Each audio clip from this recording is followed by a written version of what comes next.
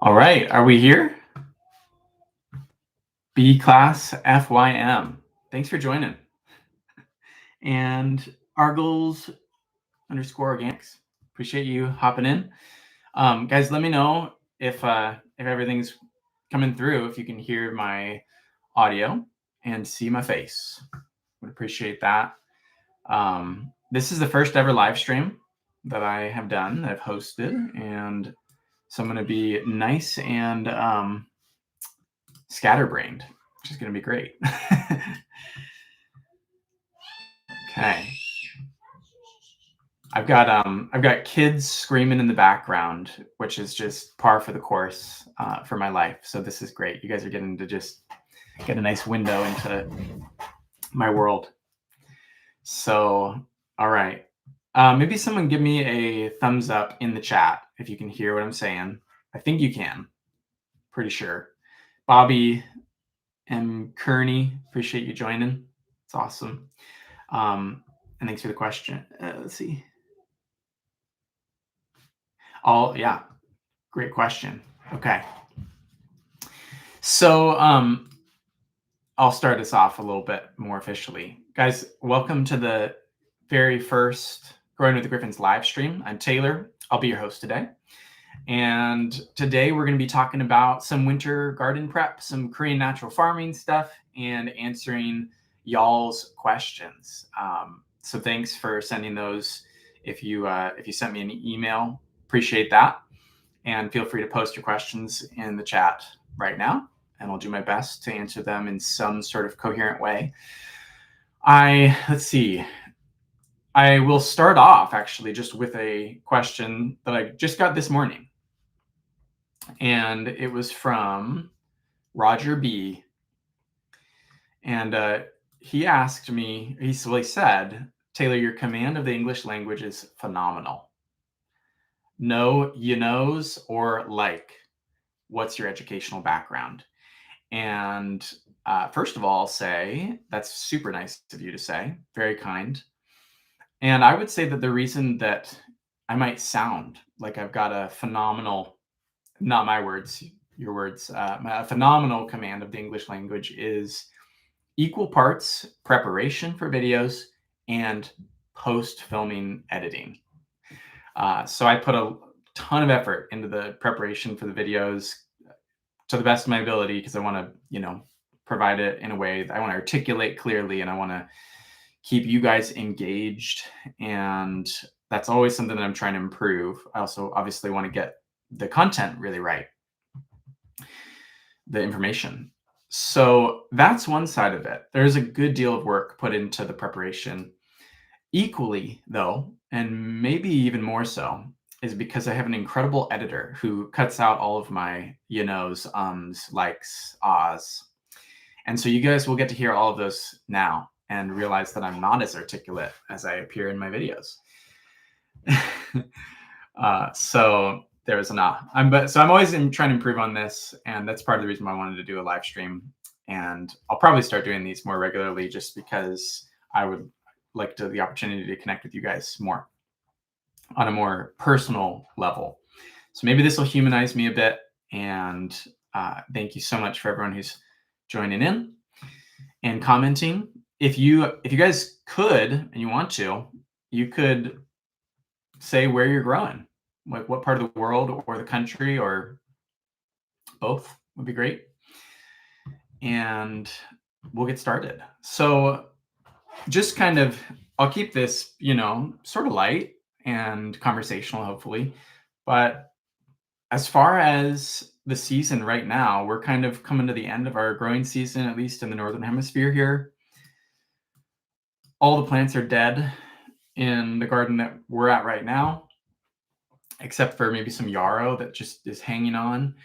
And I think that sometimes there's a question about, or I mean, maybe not a question. Sometimes there's just like, I feel done with the growing season. I'm not going to do anything right now. But there's also great opportunities that we can take advantage of right now to kind of set yourself up really well for the next growing season. And so We've got the basic stuff, like, and this is stuff that I'm talking about in some of the videos that are coming out now. But if you can do all of the pre-work now that you would do in the spring to get your soil ready, it's just going to kind of be that much better, right? So your mulches is like a really basic thing, getting dried leaves down, chopping them up with the lawnmower or whatever you got on hand, and just spreading those in advance is a really great way to get the kind of the effect of the mulch. You get the job out of the way, first of all, but then also the materials are decomposing all winter.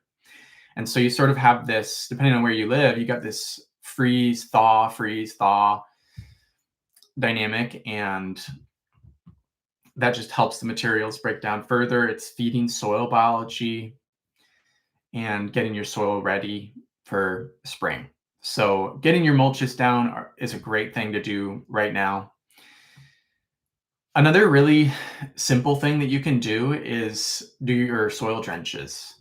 And soil drenching is kind of, I don't know if that's really a thing that is done in conventional gardening circles or conventional just growing operations. But basically with a soil drench, what I'm doing and what natural farming people kind of do is you're saturating your soil with some sort of nutritional or microbial inoculant. And so we've got so many options here, and we got some great questions. So I'll wait to kind of answer them more specifically in those questions. But if you're making your own Jadam liquid fertilizers, you can kind of slowly incorporate those into your soil each week during the winter or once a month. You can brew Jadam microbial solution all winter long, and that's a great thing to kind of have saturating your soil regularly. These are just great tools to have. If you have leftover or like old KNF inputs that you want to kind of get rid of and finish off, you can dilute those in water and time it with the rain if you can, and the microbes and the nutrients are going to flow down into the lower layers of the soil.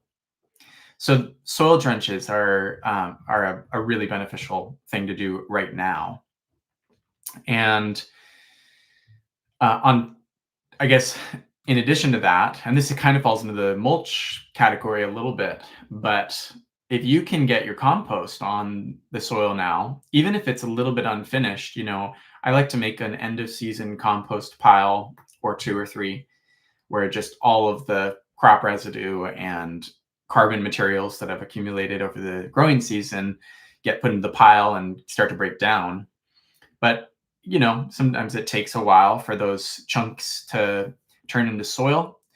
If you can actually just put that on your garden beds or on your field now, then it'll do its decomposition work there. And then every time it rains, the rain is going to carry down those microbes into the soil. And that's a beautiful thing, because it's, you're also going to be attracting earthworms and arthropods, and they're kind of nature's tiller, I guess, those and other microscopic organisms and stuff. And so you're naturally able to kind of tiltify your soil and get off to a really good start in advance of the growing season. And so, yeah, those are kind of, I guess, some of the main categories of things that you can do to really prep your garden soil right now in a way that you'll just be thanking your past self when you go to plant in the spring. I'm going to just take a minute and see who is all joining us. We got Southeast Massachusetts, A. Phillips. Thanks for joining. We got Kevin from Delaware, Zone 7. I'm growing in Zone 6B in the Spokane, Washington area. So for those of you who aren't familiar with Washington, it's kind of split down not really down the middle.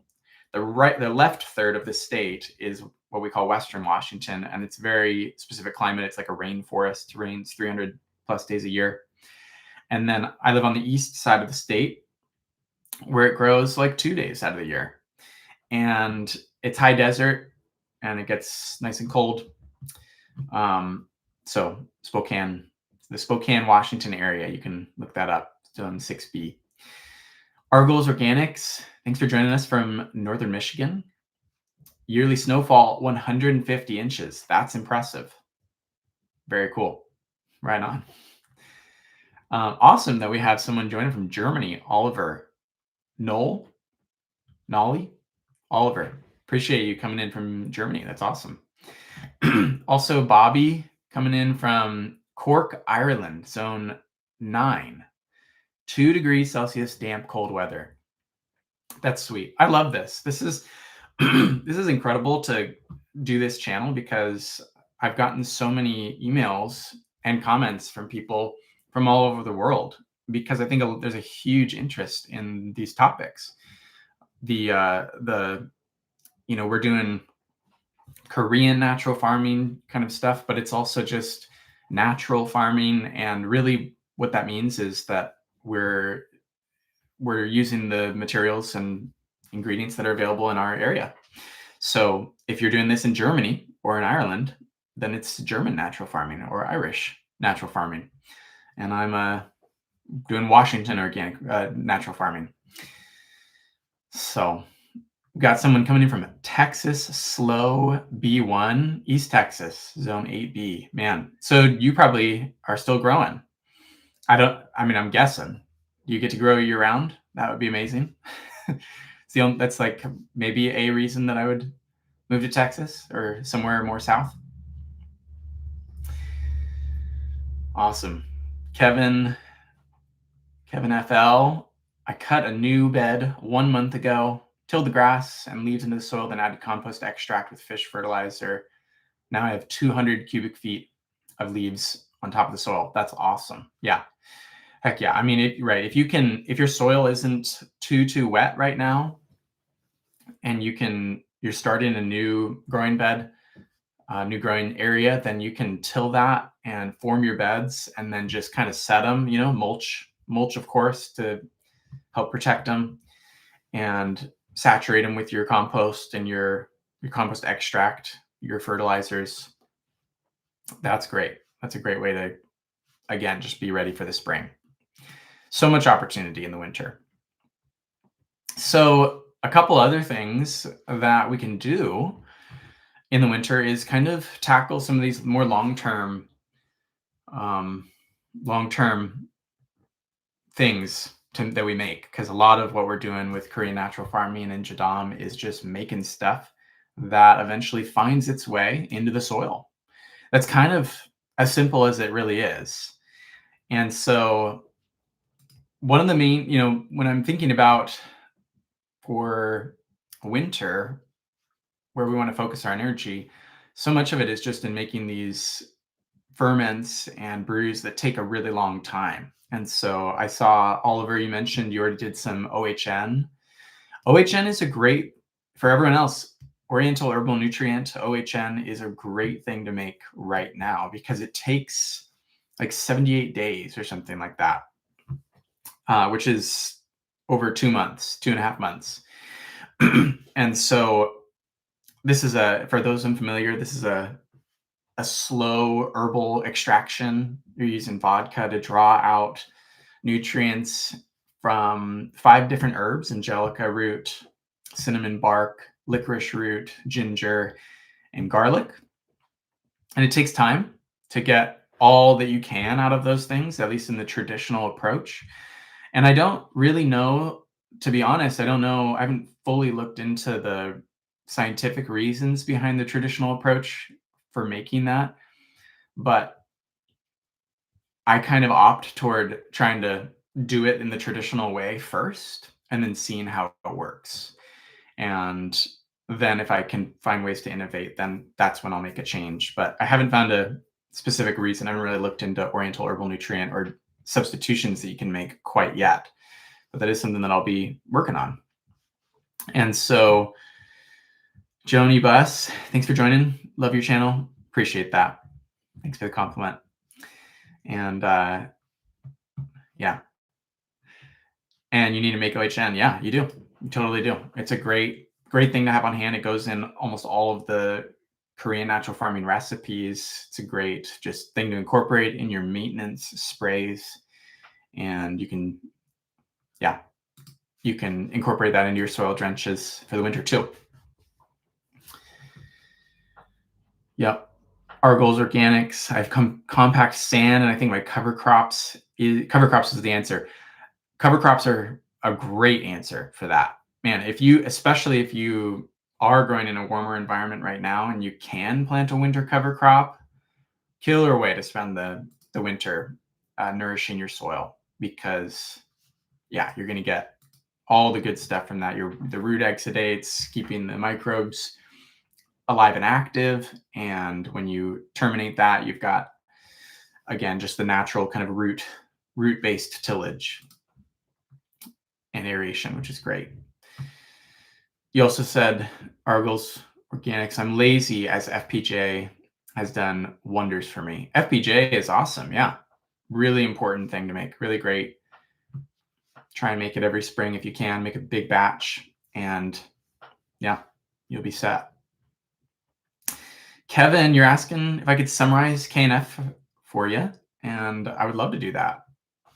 So Korean natural farming, we've got like some videos where I probably will articulate this better than right now, if you want to check those out. But Korean natural farming is a system of agriculture, or a way of agriculture that utilizes biological functions from plants, and you make homemade inputs that really, like, from locally sourced materials that curate and nurture the biological side of gardening.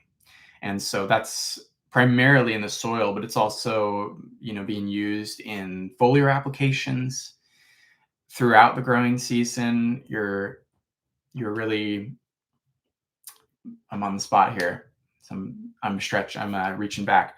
You're utilizing the nutritive cycle theory, I guess, as part of it, where you're identifying different stages that a plant is growing in, and they need different microbial enzymes or nutrients at different times. And so you're kind of nudging them in the right direction based on what they're communicating with you. If a plant is ready to start flowering or fruiting, then you start incorporating nice, like, sources of calcium to kind of aid that process, the fruit set formation and ripening.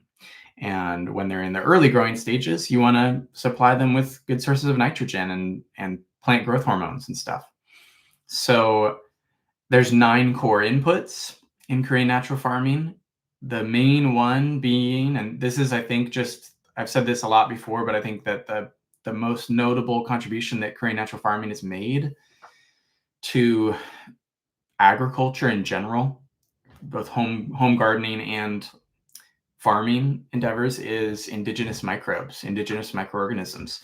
And so this is where we're borrowing the abundance of nature and catching the microbes in unique ways, and then culturing them from undisturbed like an undisturbed forest or a field, or wherever you can.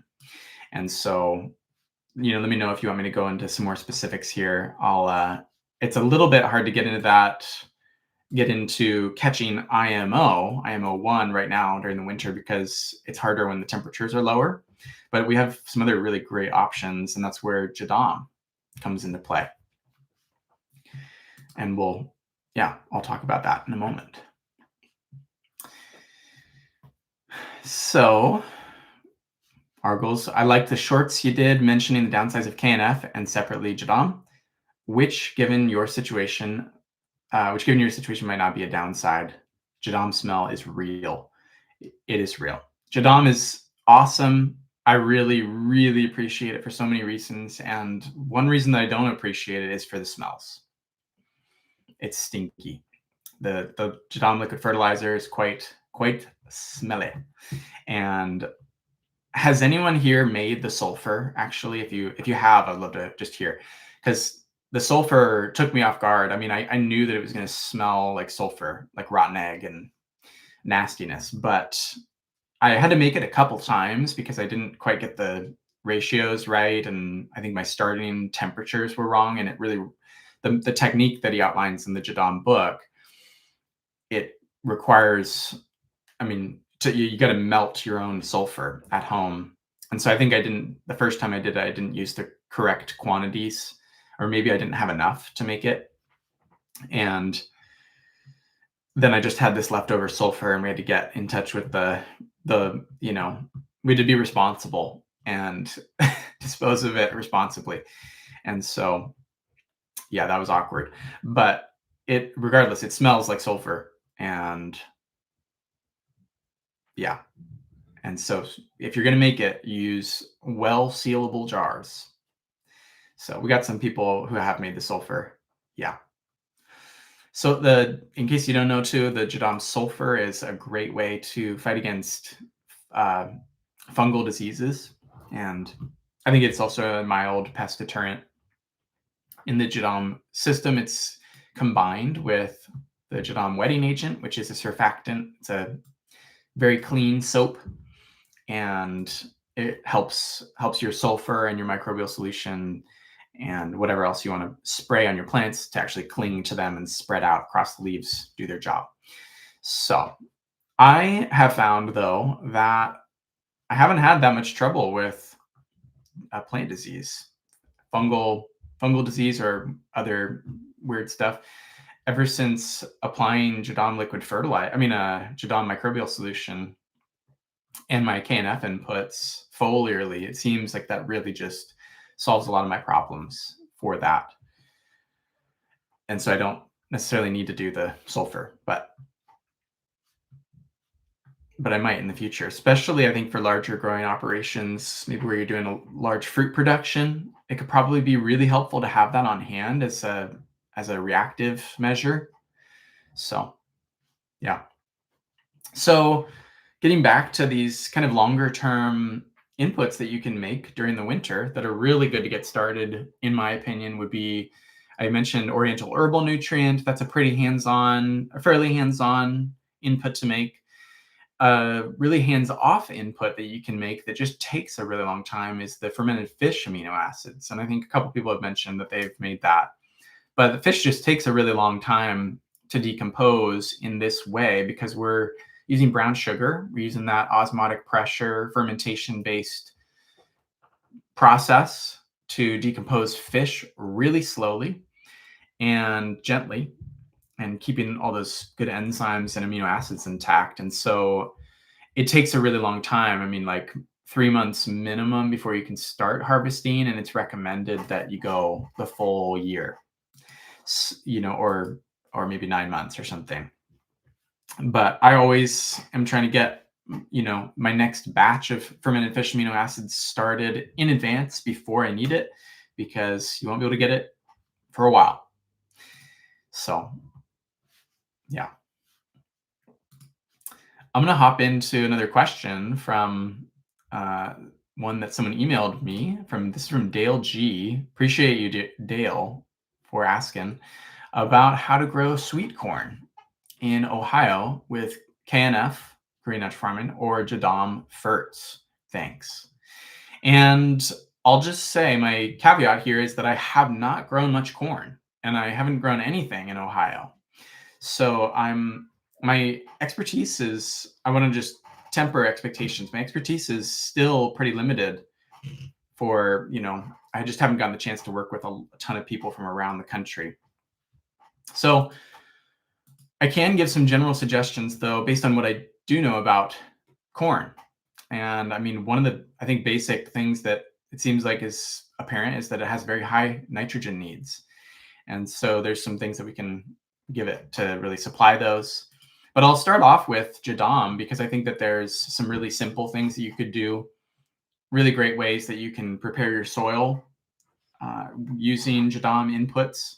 And I'll kind of scale these in terms of complexity. So the first thing that I'd say, if you're wanting to get into this natural farming stuff, and starting with Jadam is a great way to get started. So if you've got any leftover sweet corn from this past season that you grew, you can make a Jadam liquid fertilizer out of that. And this is a customized, it's a customized JLF, Jadam liquid fertilizer. And this is something that we make out of just pretty much all of our crop residue at some level every year, because it's so easy. I mean, the research that Youngsung Cho did to study the nutrient composition and the microbial composition for these fertilizers is really remarkable, and he documents it in the book.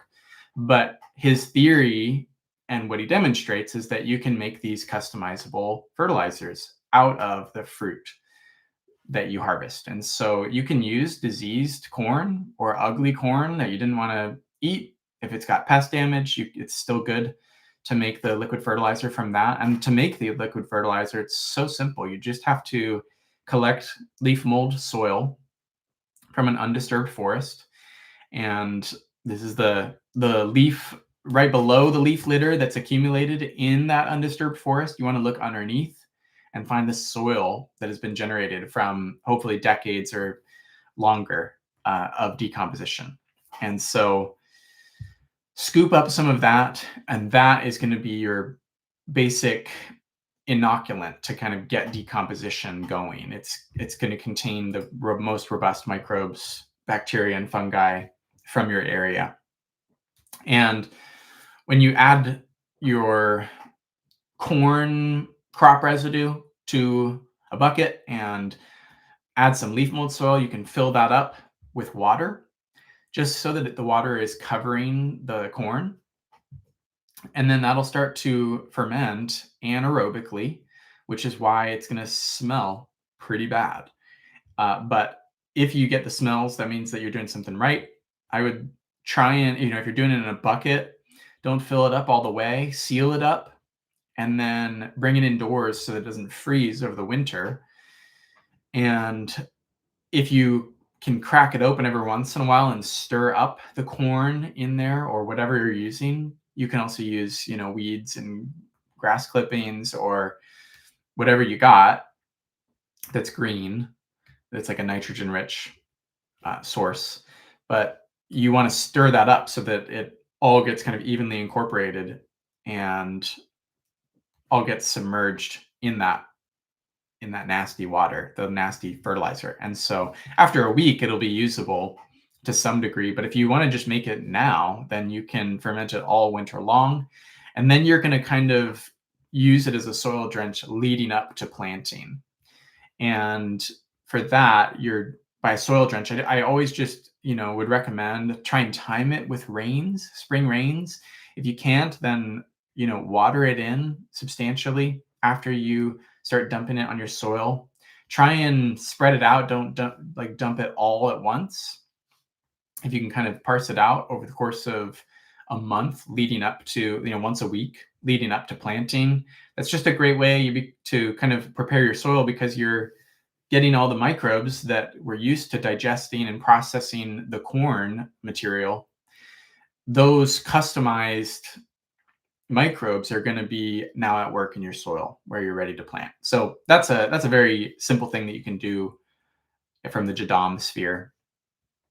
And if you want to take it another step, I really want to recommend for everyone to just try, if you haven't tried the Jadam microbial solution regularly, this is a great time. I mean, this is your season. You should do it, because even after making indigenous microorganisms stages, 1 through liquid IMO, I think the JMS, Jadam microbial solution, is just a really easy way to kind of, it's like a continuous resaturation of your soil with beneficial bacteria and some fungi. And so to make that, again, we've got so many videos on this. I'm actually preparing to make a video coming out soon. It'll teach you how to make a shelf-stable version.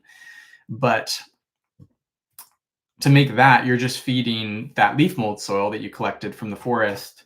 You're feeding it a starchy carbohydrate. So cooked potato, mashed up, put it in the water with the leaf mold soil, and it'll bubble up, and plus sea salt. And if you want to use cooked grains like brown rice or other mixed grains, you can totally do that as well, and you'll make it maybe a slightly more diverse Jadam microbial solution. But cooked potato is a very common one, and that's going to bubble on its own and do its thing, and it is great to just saturate your soil with. I always recommend, maybe during the winter you can apply it once a month. You have to brew it indoors, and then leading up to spring planting, always want to use that and just get your soil ready to receive the plants. It's a great way to reduce plant shock or transplant shock rather. And yeah, so if you want to take it up a notch, there's also, and I mean, I've read the Jadam book so many times over, and I think it was just like last year that I was rereading certain parts and realized that you can make a customized Jadam microbial solution. So this is another kind of crazy way that you could take it up a notch, and basically you're gonna make your Jadam microbial solution just like normal, but then you're gonna add in mashed up corn if you're growing corn, and that's gonna, again, the microbes are gonna respond to the presence of the corn. They're gonna adapt to be able to digest and process that material, and they're going to evolve, very quickly and change their compositions so that they're fine tuned to basically be, it's like I mean, I should stop here and back up. So the whole system of Jadam is just trying to kind of speed up the processes that you already find in nature. So if corn was growing in nature, it would, once the corn plant died, it would fall to the ground and start to decompose, and the microbes would feed on it and whatnot. So you're basically just, and then they would adapt and they'd be ready to grow more corn the next season. What you're doing when you do any of these Jadam microbial or fertilizer ferments, you are basically just taking that process that would happen in nature and speeding it up, and kind of in a more controlled environment. So you're getting to culture unique microbes when you make the customized Jadam microbial solution. And those unique microbes, in the case of your corn, are going to be great to use to prepare your soil. And if you want to take that a step further, even, you can inoculate a bran, like a wheat bran or a rice bran, and some wood shavings with that. And then it'll kind of act like an IMO3, where it heats up all on its own. You're making a pile out of that. It's like a mini compost pile. And basically you're getting those microbes a little bit more diversified, and they are shelf stable. And so you could use that to top dress your soil with. And I mean, if you want to make that now, then again, you've got all the winter rains carrying those microbes down into the soil. You just want to make sure that you plant your corn where you apply your customized Jadam microbial solution. That was a little long-winded, so appreciate everyone who's hanging out there. I'm going to check in really quick before I keep going. I've got a few more thoughts, Dale, for growing corn in Ohio. I'm just going to check out the chat a little bit. Joni Bus, thanks for joining us. Appreciate you.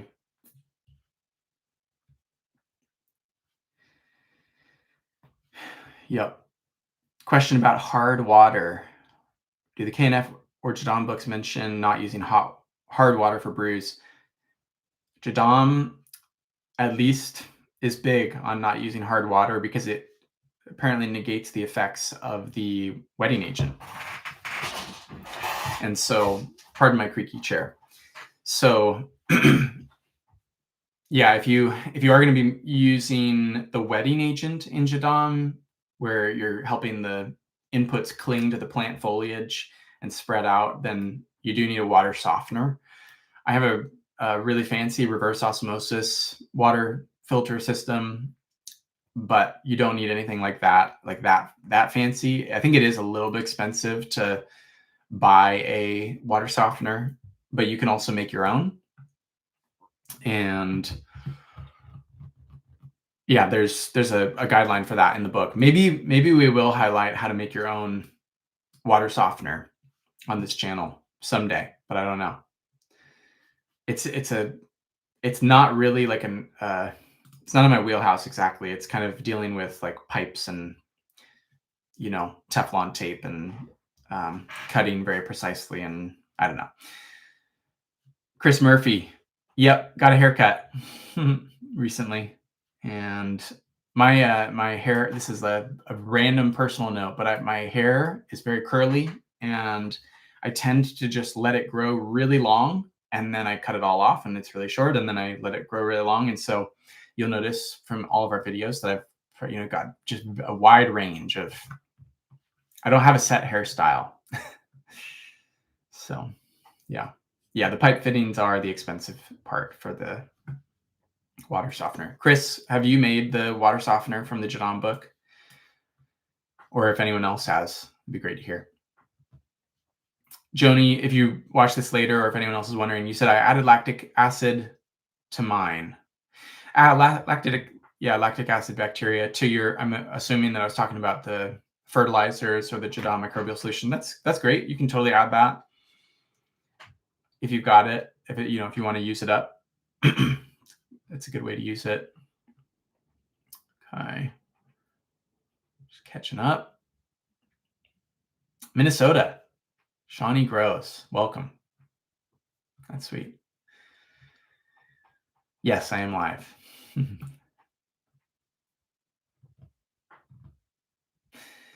Yeah. Teats Treats 5682. This was a set time. I set a little, reminder. Tried to I don't know. This is my first time ever doing a live, and I'll probably try and do this more often. I think I might try and just do this around the same time if it works for people. Maybe so I'll do one next week. But yeah, first time doing a live. Super glad to be able to interact with you guys. Thanks for joining, especially if you're just coming in. Appreciate you being here. Yeah, Chris, haven't made it yet. Totally makes sense. I haven't made one either. I just use my worm leachate and compost tea right now. Great things to use.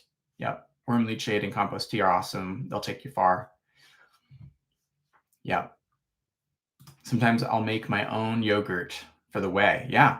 If you're talking about the whey that as in like the lactic acid bacteria or the bacteria that comes, the cultures, and you can spray that on your garden. I've used kefir whey before because I just noticed that kefir separates sometimes very quickly, and you're left with the whey, and then you've got the curds on top. And I think that kefir is very microbially diverse, so probably acts similarly to lactic acid bacteria. Okay. Man, I've gotten this question so many times, and I'm actually going to answer it, but I'll just answer it now. B class FYM. Can I substitute molasses for brown sugar when making FPJ and FFJ? And what about coconut sugar? And maybe this actually could be you that sent me a really nice email. Let me just check.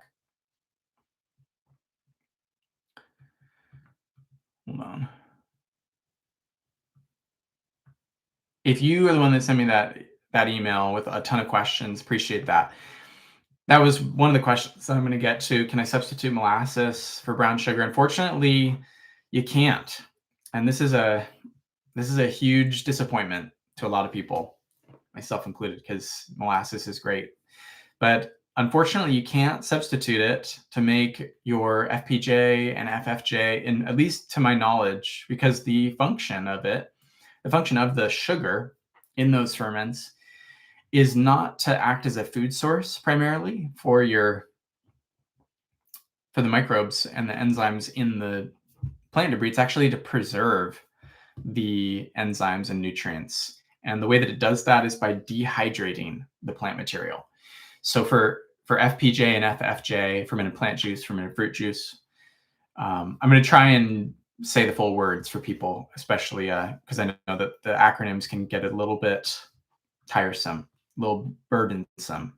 But when you mix those the plant debris to make those inputs with brown sugar, traditionally, moisture gets drawn out through what's called osmotic pressure, and that's just you know, it's evening itself out, I guess, the liquid, the substance. It's kind of like drawing salt out of meat. They say season your chicken before you cook it so that you can kind of draw out the moisture and it'll infuse. But yeah, you can't use molasses because it's too wet. And so you're trying to make a sort of a syrup that preserves the microbes. It's dehydrating them.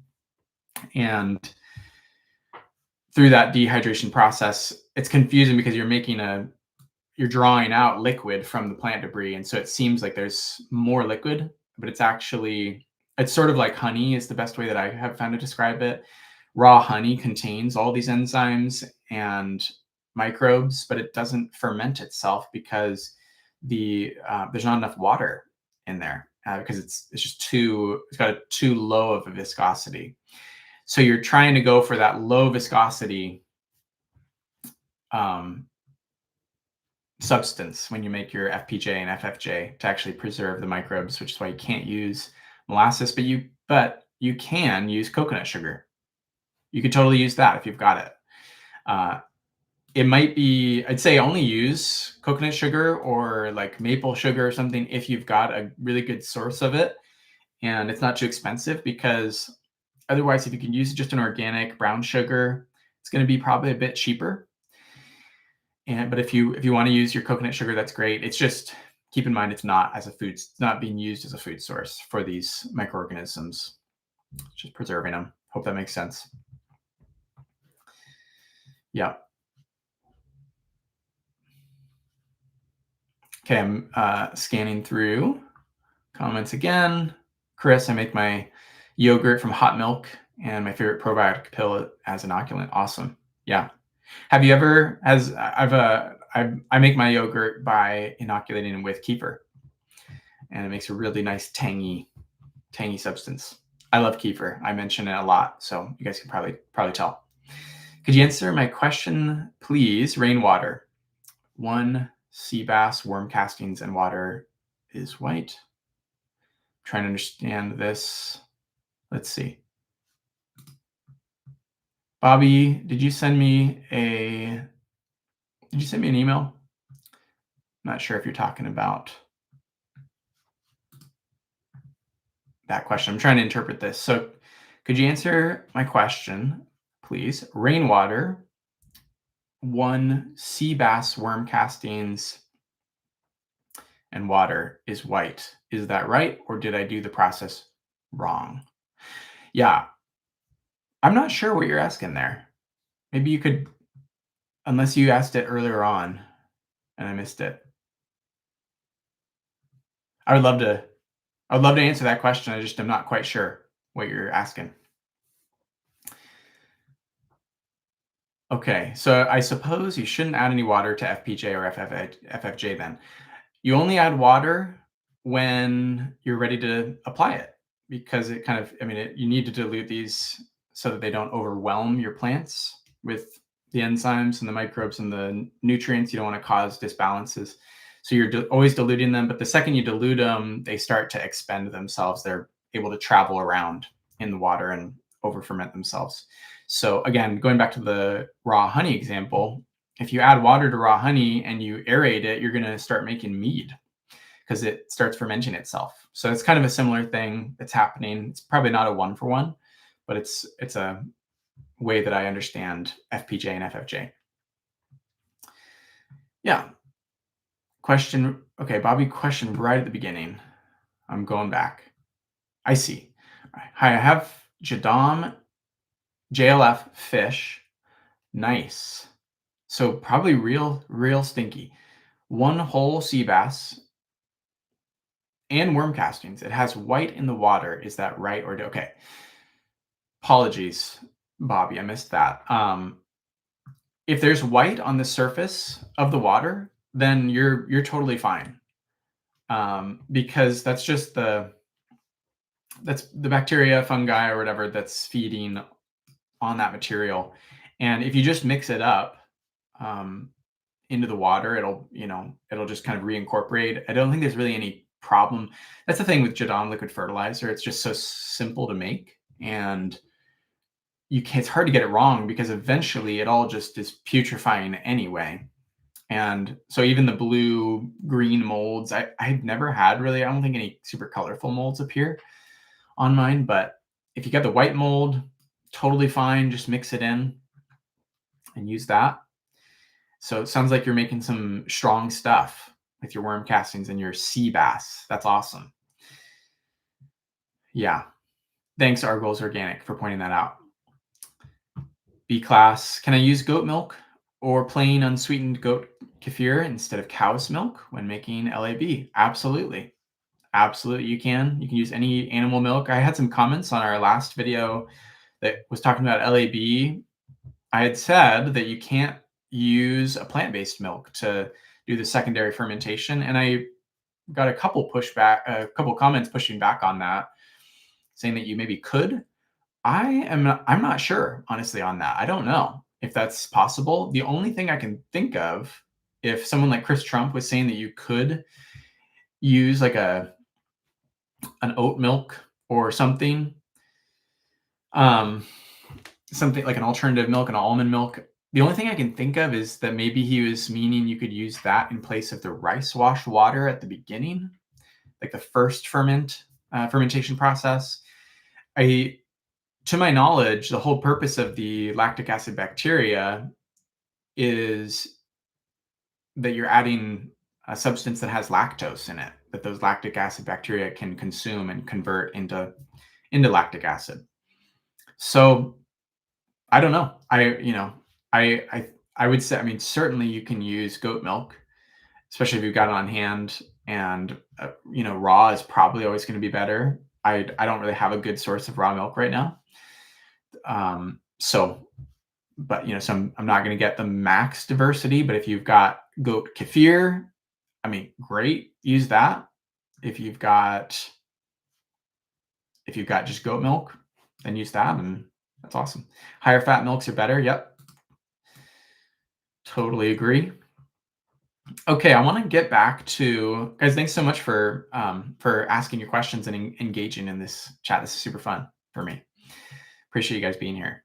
So I want to get back to answering Dale's question, and this applies, I think, to most people who are growing anything.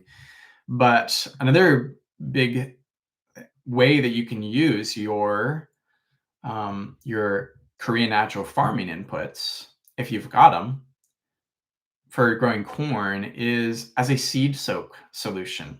And so, man, people who are here, let me know if you've used any of these inputs to soak your seeds prior to planting or starting them. I have just been so impressed using lactic acid bacteria, raw vinegar, oriental herbal nutrient, and fermented plant juice as a seed soak for all of our seeds this past year. We will certainly do it again. Our germination rates skyrocketed. We had I don't know. It was like plants we had started in the past that felt like we had like a 30% germination rate, I think doubled. We had some plants where, we're always like we're putting multiple seeds per soil block, and just because, we're not expecting all of them to germinate, and they would all germinate. So we just have to thin them out. So this seed soak solution for your corn, because corn is such a large grain, you probably are going to want to soak it overnight. So give it a good 8 to 10 hours to soak up and start that germination process. You're waking up its metabolism with these inputs. And if you can soak it overnight and then dry them out a little bit in the morning, if you're going to broadcast, or you're probably not going to broadcast, but however you're planting them, you can dry them out a little bit, and then they're just kind of primed and ready to go into the ground. Or if you're starting them in plug trays, or maybe more likely in pots, then I think that you're giving your plants the best possible start to life, which is what this is all about. Something I've really, really noticed just in my few years of experience doing this is that if you can give a plant, a really good start right from the beginning, then they're just so much more likely to be highly prolific during the growing season. So just to reiterate that, you're going to dilute your lactic acid bacteria and your vinegar and your fermented plant juice 1 to 500 in dechlorinated water. So that's like a teaspoon and a half of each of those inside of a gallon of water. And then for your oriental herbal nutrient, you're going to add a 3/4 of a teaspoon if you've got year-old or less oriental herbal nutrient. If it's older, if it's like a year to 2 years, then you obviously have to dilute it less, or maybe not obviously, but it's more potent. So you'd add like a half teaspoon. If it's 2 years old or more for your OHN, then you'd add like a 1/4 of a teaspoon per gallon of water. And so once you mix all this up, then you want to keep that in the fridge maybe, or in just like a really cool space to preserve it. But you just need a tiny bit for your seeds to soak in. Great way to get germination rates up and kind of inoculate. If you've got liquid IMO, then use that too if you can make it, or if you want to make your Jadam microbial solution, then use that and soak your seeds in that. That's awesome. Awesome way to get your seeds off to a good start. And then I'll just finish up too with because you asked this very simple question about growing corn in Ohio. I would just say if you've got your fermented plant juice and your fermented fish amino acids, that's just those are really great ways to supply your nitrogen and to kind of cue the microorganisms for your corn plants in the early growing stages. So right away, you want to prepare your soil with those inputs, with your Jadam liquid fertilizer if you've got it, and it's just an excellent way to kind of prime the pump, I guess, for their nitrogen needs because of corn's appetite for nitrogen. So fermented plant juice, I apologize for this. I'm articulating this in a little bit more of a scatterbrained way.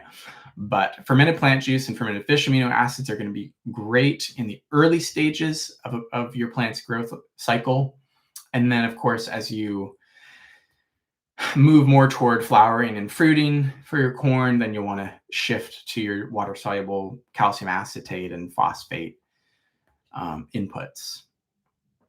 So that's kind of all I've got to say about growing corn, and I'm done there. And Teats Treats, man, thank you so much for that donation. That is extremely kind of you to send over some money. Thank you so much. You said I really enjoy your videos. Usually the microbiology talk goes above my understanding. Real videos, no BS, and packed full of information. Thank you. Thank you. Appreciate that. Thanks for the compliment. We really try to do our best. I'll reiterate that part of the reason why these videos are able to be so packed full of information that's useful is because of my incredible editor, who is my wife, Cassidy. She shows up in some of our videos from time to time, but she is the one that cuts out all the ums and ahs and likes and you knows. And so we're doing our best to be able to provide this information that hopefully is really helpful to you. And you said that a lot of the microbiology talk goes with your understanding. I don't really know if you actually need to understand it too much, especially if it's working for you. And so I used all this stuff before I really understood how it all worked. And I'm glad to be able to understand how it works. But really, I mean, a big part of the reason that I feel like I do know how it works now is just because I want to be able to explain it for people who really care to know that on the YouTubes. And that, of course, is what a lot of our channel is about. But you don't need to understand all of this. Yeah, to be able to benefit from it. So Shawnee has a channel as well. Shawnee, where are you at? Is that someone here? Oh, Shawnee Gross. Sorry, I missed you. Awesome. Shawnee, everyone go check out Shawnee's channel. I'll have to check that out as well. I'll check it out probably after this because I don't want to get too much more distracted. All right. Looking through here. Dust to living soil. welcome. Thanks for joining. We said we plant and grow a third acre with no water or fertilizer at all. Corn specifically. Heck yeah, that's awesome. Very sweet. Very cool to be able to not have to use tons of inputs. Also asking, what's your favorite plants to grow in winter to keep the carbon pumping? Well, growing in zone 6B, it's hard to grow much more than much more past our first frost because we just get such brutally low temperatures. Not like that bad, but goes down to 0.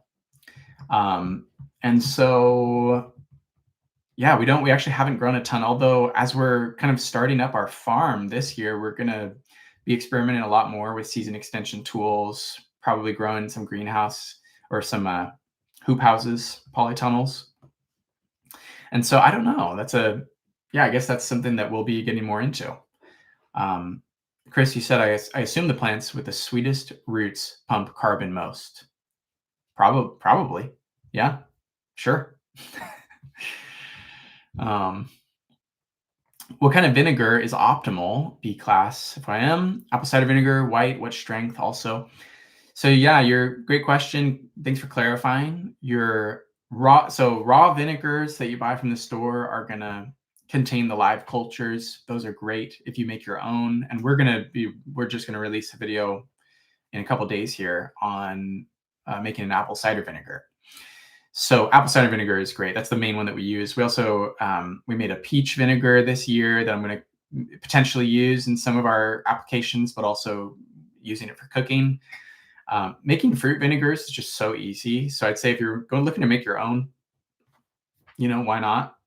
You can't. It's not really recommended to use white vinegar because it tends to be a bit stronger and too acidic or just too strong.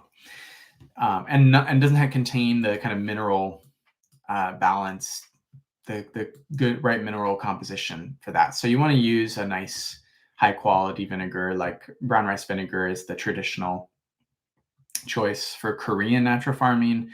Apples grow abundantly in the state of Washington where I'm growing, so I use apple cider vinegar. You can use whatever you can get your hands on. Costco sells apple cider vinegar, a nice quality one. They're Kirkland brand, at least in my area. And so that's what I've used in the past. And now we've got just a ton on hand that we made ourselves. So let's see. I'm going to close things out a little bit by just answering a few more questions that I got sent. And again, I want to make sure that I get this name right, because for some reason I didn't write it down in my notes.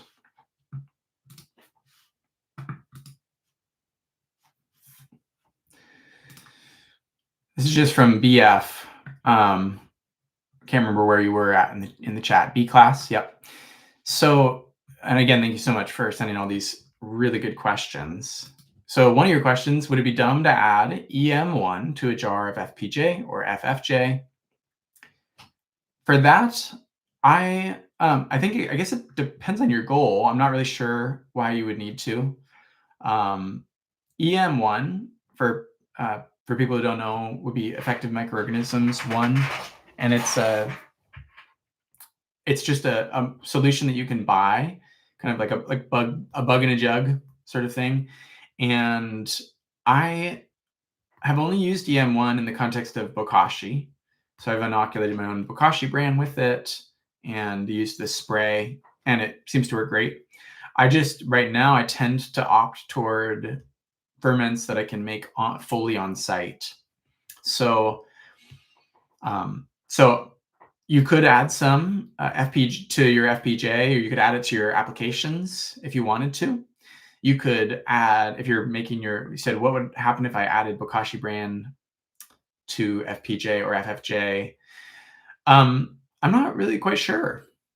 I don't know. I mean, I like to inoculate my bokashi brand now with lactic acid bacteria and FPJ and some other inputs. So that's kind of opposite direction of what you had asked, but yeah, I don't know. I guess maybe I would need a little bit more context as to what your goals were there for adding that.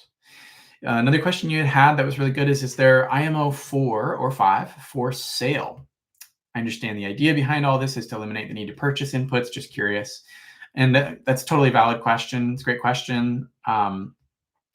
The purpose of IMO 4 is that you're really making a very location specific input, right? So we're talking, I mean, you're culturing your own hyperlocal soil, your native garden soil with the indigenous microorganisms that you've diversified after catching them from the forest. So the only way you could buy it would be, and I've actually considered this as a strange business idea. I don't really know how much traction it would get in my area, but you could buy it in the sense that you could pay someone to make it for you, but they would need access to your soil, and they would need to just basically make it for you. And so it makes more sense, I think, to just make it yourself. I think if anyone's selling IMO 4, I probably wouldn't buy it because, again, those microbes are fine tuned to be able to work with your personal native garden or field soil. So, yep. So no, probably isn't for sale or shouldn't be. Can one inoculate IMO with EM1? What are your favorite ways to use EM1? And again, yeah, I mean, I don't use EM1 a ton right now because I'm just opting for as homemade as possible. I want to use local ingredients that can be grown even in my area. My long-term goal would be to be able to just grow all of my own. Like I've had huge success catching IMO with barley. So I want to grow barley next year and be able to save that and then cook it and, catch IMO with that. That would be awesome. If I can find some substitutions for things like cinnamon bark that I can't grow in my area in order to make my own oriental herbal nutrient, that would be great. I'm, kind of looking for those more kind of closed loop situations where I can grow everything on site or source it from local farmers. And so, yeah. So I haven't used EM1 a ton right now. But you could inoculate your brand similar to IMO with EM1, I suppose. Yep. And just checking back in. Okay. Dust to living soil. Thanks for chiming in so much here. Looking to syntropic agroforestry to extend your growing season. Yeah, that's a great tip. It takes so much time to get those underway, and I haven't had a place until coming up now where we're going to be long term. So definitely looking forward to diving deeper into that. We are also, you're also growing in grids on 6B. I found a great number of plants that still grow, but in syntropic agroforestry, we use weeds, invasives. Yeah, totally. All right. Our goals, same thought on the business idea. Yeah, I mean, it's an interesting idea to offer to make IMO 4, especially for different farms who are spending a lot of money already on their inputs. If you've got the skill set to be able to make IMO 4, 3 and 4, then you could hypothetically just make a ton of IMO 3 from the microbes in your area, and then just share that with people by making IMO 4 for them. And if you could convince them of its worth, you could probably charge a ton for it because it's a little bit of a high effort, high skill or high level skill to have. So, Chris, you're saying cinnamon bark to aloe vera extract, powdered, dried. Sure, I'll have to look into that to see if that's something that would work as a replacement. That's a good idea. Yeah. For indoor applications, B class, you're saying for indoor applications, I imagine the nativity is a non-factor. Oh, yeah, that's possible regarding buying an IMO 4 or 5. That's totally possible. Yeah. And if you're growing house plants, I'd say maybe even consider just sticking to the Jadon microbial solution as a spray because it's so much less effort to make. But if you're going through all the effort to catch IMO or to buy it, yeah, I don't know. I'd say you could just try making your own Jadon microbial solution and using that. And then the other Korean natural farming inputs, the FPJ and LAB, are probably great for that. So, yeah. Yep. All right. Stella Ross. Hi, man. Just want to say I've been really inspired by your videos. I'm going to make my first JMS and plant juice fertilizer. Forgot the acronym for my orchard. Yes. Heck yeah. Absolutely. Glad that I could offer a little bit of inspiration. B class, don't apologize for the niche questions. I understand most people are growing outdoors. Totally. Yeah. No, that's great though. Your niche questions, I think what I've noticed is that the more specific that I can get, the more it actually helps, because then it helps those people who are in that exact specific context, but then also the people outside of that can contextualize. So totally legit to ask really niche questions, and I love to answer those. For your question on leachates, and again, I'm trying to get through because I appreciate you sending these. Also, if anyone is just tuning in, welcome to this live stream, my first one ever. I'm going to be doing this again because this was fun. And if you have questions for the next one, go ahead and send me an email to taylor@thegriffinfamilyfarm.com. I'll just type that in really quick. taylor@thegriffinfamilyfarm.com. Send me an email with your questions if you want those answered in the next live stream, and I'll probably be better prepared, maybe. So, yep. All right, B. You asked a question about leachates. What are they all about? Leachates, that just refers to basically running moisture or moisture dripping out of a substance that is microbially or maybe nutrient rich. And so you're capturing some unique microbes and acids from that material. So worm leachate is a classic. If you've got a worm bin and you run water through that and it, pools or comes out the other side, you're going to be catching some good humic and fulvic acids, along with some biology, some probably mostly bacteria, because worm castings are super rich in bacteria. So the only thing with leachates is that you want to use them quickly because they can go anaerobic, just like any anaerobic brew. And so for bokashi, that's another leachate. You want to be draining that stuff off regularly so that it doesn't accumulate in your bucket. And then I usually just pour my bokashi leachate straight on the compost pile or on the soil. I don't really use that as a foliar spray. That's just me personally. Another leachate that you can make would be just a compost leachate. This is what I use to make my IMO water when I'm making liquid IMO, or when I'm preparing my IMO water to make IMO 4 or 3 or 5 or 3, 4, 5. And yeah, that's basically leachates. Minimal microbial activity compared to an aerated compost tea, but still super valuable because they're so easy to make, and and you're collecting those good humic and fulvic acids from compost and worm castings. Yes.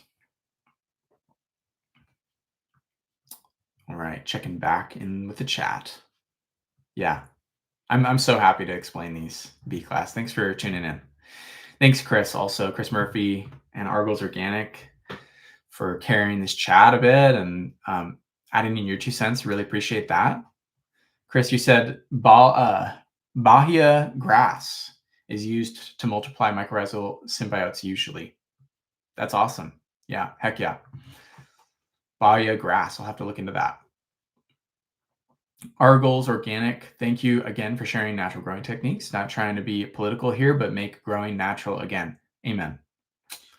Amen. Let's just, let's jump ship of the conventional nasties and get back to people making their own stuff. because that's the way that people did it for most of time, I think. Teats treats, I have some JLF, but I've decided to stay with aerobic fertilizers. Totally valid. Can I throw my JLF on compost? Absolutely. Absolutely. I'm just about to film a video later today, actually, and I already filmed some of this, but I'm showing you can build a compost pile with your carbons and nitrogens, and JLF has a lot of nitrogen in it, so I use it as a nitrogen source. I have some Jadam liquid fertilizer that I'm looking to offload as well because it's so easy to make. I've got so much of it, so I'm using that as a nitrogen source in my compost pile. Great way to use it. Totally valid to swap out for aerobic fertilizers. Yeah. I agree. Also, Dust to Living Soil is an awesome name. Okay. Couple last questions that I want to get to. Tiny little bit of white mold on the surface of your FPJ. Is it safe to use? If it's white mold, try scooping it off, scraping it off. It might just be a yeast buildup.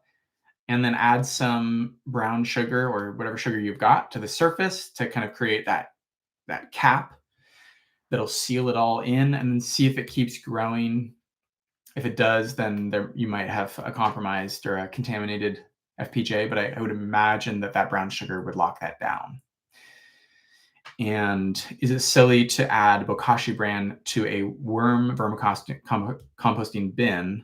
Absolutely not. I do. I like to add my Bokashi, a little handful of my Bokashi bran to my worms. Just feed them some extra microbes and some wheat bran. Great usage of it. Helps increase the microbial diversity in your worm castings. All right. I think I missed one question that I had. Teresa B. I want to make sure, Teresa, you mentioned you weren't going to be able to tune in and live, but you might watch this later. So this one's for you. You'd asked, is it better to pull dead plants or leave them to compost directly in the soil and for the insects to overwinter? Which is a great question. And I mean, it just, I think, depends on your goals. So a lot of perennials, like you alluded to, are great to leave in because they become winter habitats for the beneficial insects. And so you might consider leaving especially your perennials just in place. I think so I usually chop up all of the annuals, the kind of residue, you can mow them down and then use them in a variety of ways. You could make a Jadam liquid fertilizer from them, as I've already mentioned. Great to just have that ferments all winter long, and then you can use them in the spring. You can also hot compost them because they're most annuals, crop residue, your tomato vines, cucumber plants, and lettuces and kales and all that. You can just compost them and they're a great source of nitrogen. The main thing that you're looking to do, I think, would be to remove diseased plant debris. If you have any of that, you don't want to leave that in your soil, probably. And you can compost that. If you're able to hot compost it, it'll kill off all of the pathogens. You just want to be careful there. You could also consider just using those to make Jadam liquid fertilizer, because that's something that the anaerobic fermentation process and the putrefaction that comes when you soak them in water is going to help eliminate the pathogens, the fungal diseases and whatnot. So you totally got options as far as pulling dead plants out or leaving them to compost directly in the soil. You could also just the Jadam way is to leave the crop residue right there in place and to compost in place. So that's also totally valid. The main thing here, actually, too, that I forgot to mention is, and I mean, a lot of you guys probably already know this, but I'll just say it just in case you don't, is that when you remove plants from the ground, if at all possible, you want to leave the root system in the ground, because the roots are gonna they contain all that carbon, and they're going to be a good food source for your biology in your soil. And so you want to make sure that you're not ripping those out of the ground at the end of the growing season, because then you're disrupting the soil and you're removing food and carbon's getting released, and It's just an all-around loss. So always cut your plants at the base and leave the roots in the ground to decompose. It's a great way to naturally feed your soil biology, create some good soil tilth. And yeah, that's my thought on your question. Thank you so much for asking that. So I think, guys, I'm gonna scan these last couple questions, and then we'll probably close up, or just comments in general. Chris Murphy, you can always also grow the plants you usually grow in your finished compost pile to up the mycorrhizal symbiote spores. Sure. Yep. FPJs should not have mold. Correct. The only thought that I had there, and Balog Botanicals, correct me if I'm wrong, or anyone, please correct me. I don't think that, they shouldn't have mold on the top, but there's potential that it's just a yeast buildup. Maybe.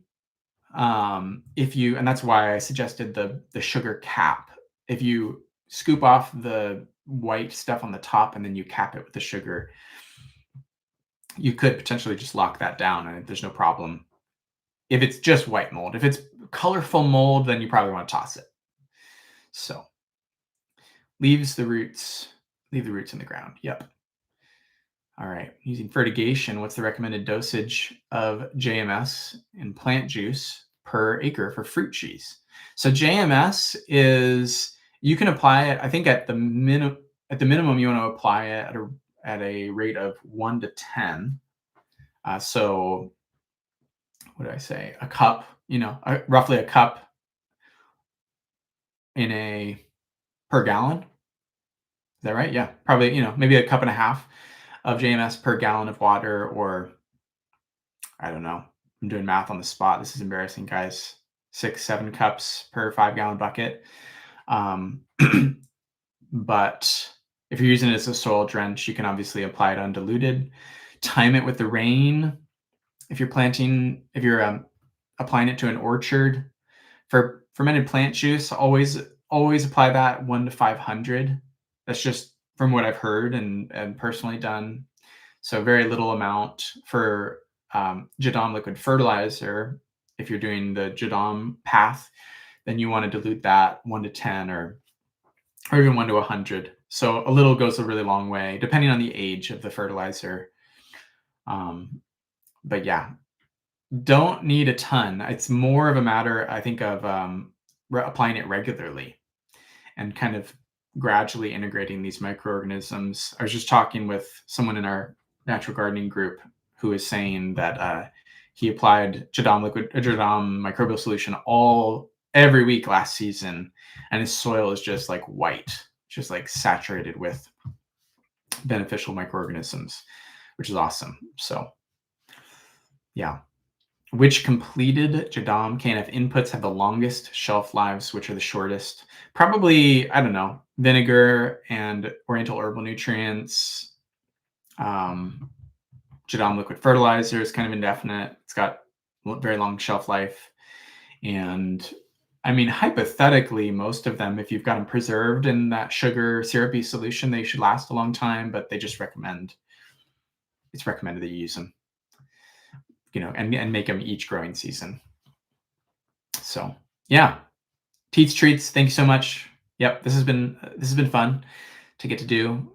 This will become a regular thing. I would love to connect with you guys all more in the future, and I'll try and make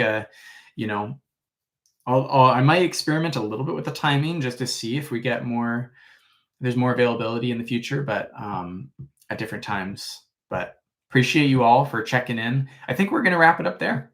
This was great. Appreciate you guys.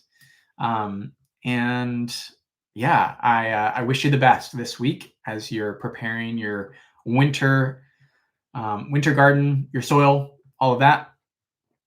And stay tuned for more. Okay. I'm going to awkwardly end this. Thank you all.